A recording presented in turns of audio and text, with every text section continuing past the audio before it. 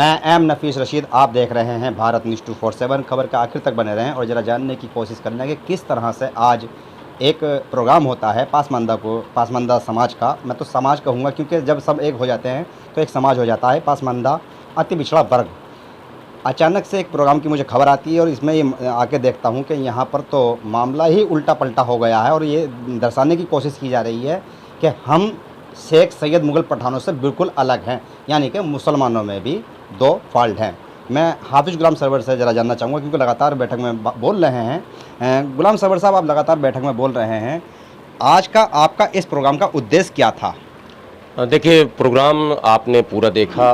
गोलमेज कॉन्फ्रेंस हम लोगों का दरअसल था और चिंतन शिविर भी कह सकते हैं। पसमानदा मुस्लिम महाज जो बजाते खुद एक रजिस्टर्ड संगठन है, ये उसने ऑर्गेनाइज किया था। हम लोगों को उसमें आमंत्रित किया गया था और कई और संगठनों को भी आमंत्रित किया गया था जो डिप्रेस कास्ट की बात करते हैं, पसमानदा मुसलमानों की जो आवाज़ उठाते हैं। तो हमारा संगठन जो यूनाइटेड मुस्लिम मोर्चा वो लगातार उठाता है। इसकी सबसे बड़ी विशेषता ये रही कि जहाँ जातीय व्यवस्था पर जो चिंता व्यक्त करनी थी वो तो की ही गई और जो विषमताएं हैं समाज में उसको कैसे पाटा जाए उस पर भी किया गया फोकस। लेकिन अक्सर समाज को मजहब के नाम पर जो मोड़ दिया जाता है, यानी सामाजिक मुद्दे गौण हो जाते हैं, फीके पड़ जाते हैं या यूं कहें कि कभी कभी भुला दिए जाते हैं। तो इस पर गंभीरता से ज़्यादा चर्चा हुई और भुलाए कैसे जाते हैं, जैसे अभी हमारे नबी की शान में गुस्ताखी की नूपुर शर्मा ने की, इस पर बात करूंगा मैं। हाँ, नहीं, मैं बता रहा हूँ, ये मुद्दा जो है सरफहरिस्त रहा इस मीटिंग में हमारे। तो गुस्ताखी उसने की, वो एक भारत की एक व्यक्ति, एक महिला, पूरे भारत के लोगों का उससे संबंध नहीं है और संबंध है भी तो नहीं है, दोनों बातें हैं। इसलिए कि जो व्यक्ति, जैसे मेरा बेटा अगर जुर्म करता है तो कानून की नज़र में मेरा बेटा मुजरिम है, मैं उसकी सज़ा नहीं पा सकता हूँ। अगर वो हत्या करता तो 302 उस पर लगेगा, हम पर नहीं लग सकता। अगर उस साजिश में हम भी शामिल होंगे तो ये जांच के बाद का मसला होता।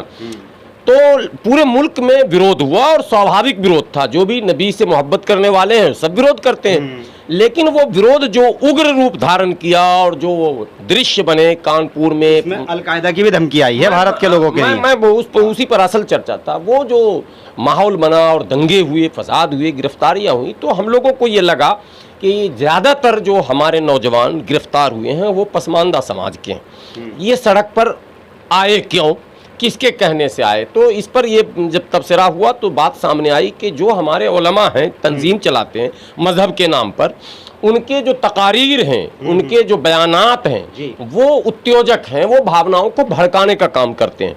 यानी नबी से मोहब्बत का ये मतलब कतई है ही नहीं कि हम अपने दूसरे मतलब जो भाई हैं मुल्क के, जिनको हम बिरादर वतन कहते हैं, उनको हम तकलीफ दें। भाई, जुर्म जिसने किया उसको सज़ा दिलाने का जो कानूनी तरीका है, हाँ सरकार गलत कर रही है, सरकार बचा रही, तो सारी शिकायत हमारी सरकार से है या नूपुर शर्मा से, आम भारतीयों से नहीं है। और हम भारतीय होने के नाते हम अपने सभी भारतीयों को अपना भाई मानते हैं। तो हम एक भाई दूसरे भाई को कैसे मारेंगे, पीटेंगे, क्यों उनको परेशान करेंगे? लेकिन मुल्क में हुआ और यहाँ तक के शहादतें भी हो गई। आपको पता है रांची में जो हुआ, रांची में काफी और नुकसान आप हुआ है। तहकीक करेंगे वो भी पसमानदा समाज का है, मुदस्सिर जी।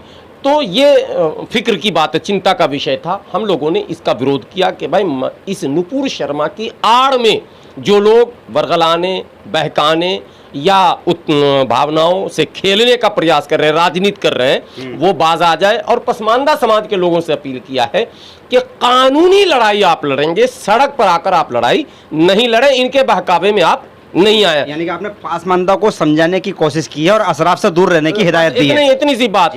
वो लोग वो अशराफ जो अपनी गद्दी बचाने के लिए मजहब का इस्तेमाल करते हैं, और ये दोनों तरफ मसला है। इसको मैं जरा हिंदी में बता देता हूँ थोड़ा। अशराफ और पासमानदा यानी कि दलित मुस्लिम और ऊंची जाति वाले मुस्लिम, जरा ये फर्क समझ लेना, ये हिंदी का शब्द। और इसको दूसरे अंदाज में समझिए, मनुवादी प्रवृत्ति के लोग, भारतीय शुद्ध भाषा में अगर कहें तो जो सामंती सोच के लोग हैं, जिन्होंने शोषण किया है और आज भी उनके दिमाग में ये कि शोषण कैसे इनका किया जाए, और शोषित समाज, ये है असल लड़ाई।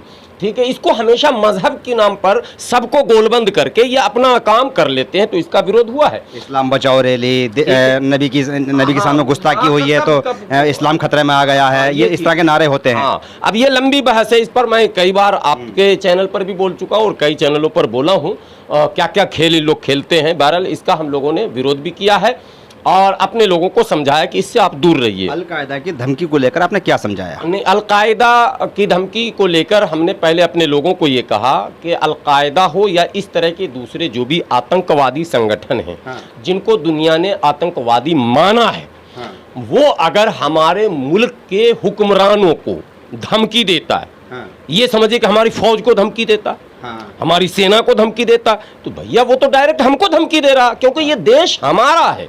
हाँ। ये देश किसी पर्टिकुलर किसी एक का नहीं है। कोई अगर ये समझाने की कोशिश करे हाँ। कि देश हमारा नहीं है, ये धमकी हमारी नहीं है, धमकी तो किसी और को, ना ना ना ना, ये देश हमारा। मोदी जी से हमारे मतभेद हैं, वो चलेंगे, वो पॉलिटिकल है, वैचारिक है, वो तो इस देश में सबके सबसे हैं। हाँ। और उसका अधिकार भी हमको, हम वोट नहीं देंगे उनको, हम हराने की कोशिश करेंगे। हाँ। मेरे में दम होगा तो हरा भी देंगे, नहीं दम होगा तो समझौता करके जैसे चल रहा चलेगा मामला। लेकिन मोदी जी देश के प्रधानमंत्री और देश हमारा है, भारत के हम मूल निवासी हैं। प्रधानमंत्री होने के नाते आप प्रधानमंत्री को झुकने नहीं देंगे? नहीं, देश को झुकने नहीं दे सकते हैं। उनकी गलत पॉलिसी का ये मतलब नहीं है मोदी को बुरा कहो तो नहीं, आपका व्यक्तिगत मामला, आप मोदी जी को जो कहना कहिए ना, आप देश के हैं, आपको अपने प्रधानमंत्री से आपकी नहीं पट रही है या लग रहा है कि ये इनकी नीति देश हित में जनहित में नहीं है। आपका संदेश सबको पसमानदाओं के लिए क्या रहा कि पसमानदा इस धमकी को कैसे लें? मैंने कहा कि सब लोग विरोध करें और साफ शब्दों में कहें कि विदेश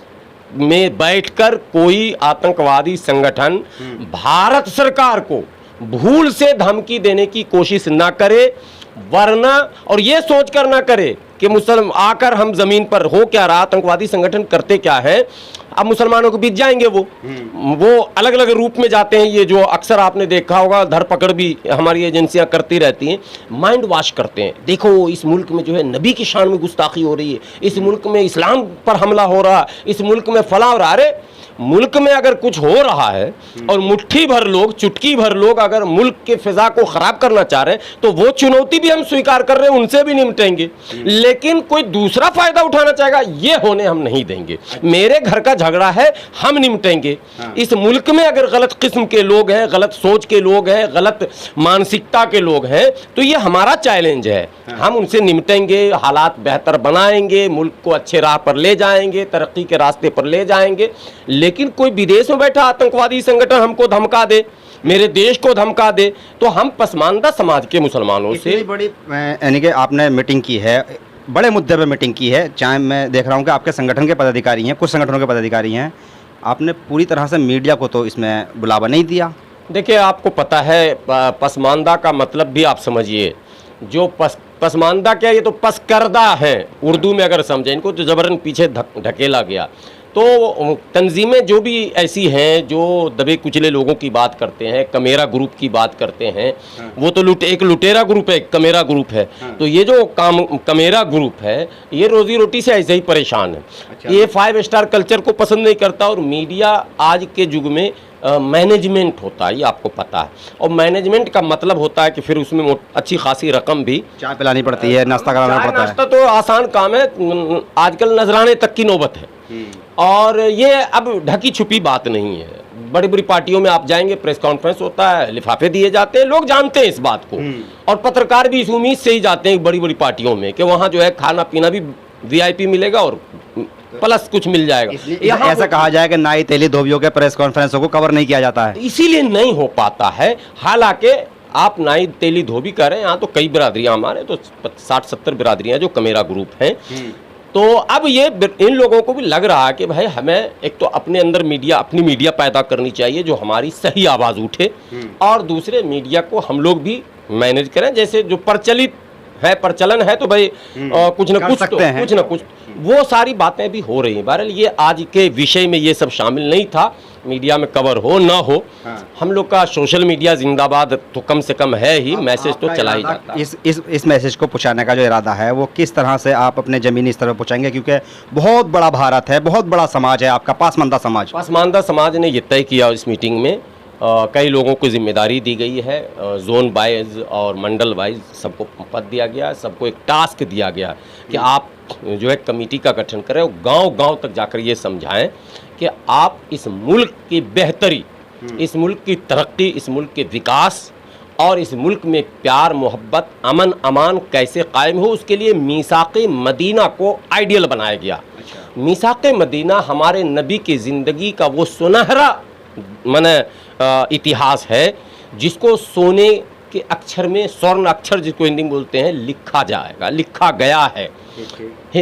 इस्लाम की तारीख में एक ऐसा मोड़ जहाँ लग रहा था कि कोई हमारा पुरसान हाल नहीं है, वहाँ हमारे नबी ने एक ऐसी तरकीब सुझाई कि उसमें यहूदी भी शामिल हो गया, उसमें नसरानी भी शामिल हो गया, उसमें सब शामिल हो गया और जितने मदीने के कबीले थे उन सबों ने हमारे आका को सरदार मदीना चुन लिया बगैर इलेक्शन के।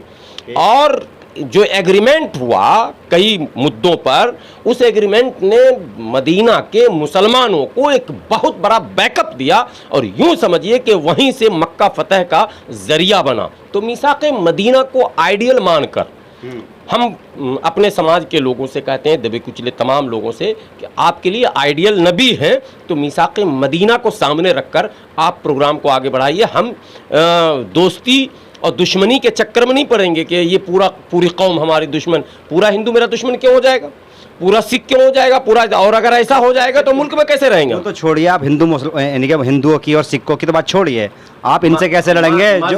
जो असराफ हैं उनसे कैसे लड़ेंगे? ये संदेश आपका जाने नहीं देंगे वो? नहीं जाए। मैं कह रहा हूँ पहले मजहब के नाम पर जो झगड़े किए जा रहे हैं, मजहब के नाम पर जब लड़ाइयाँ होंगी तो आपके रोज़ी रोटी के मुद्दे, पढ़ाई लिखाई के मुद्दे, आपकी नौकरियों के मुद्दे, हिस्सेदारी के मुद्दे, ये सब दब जाएंगे।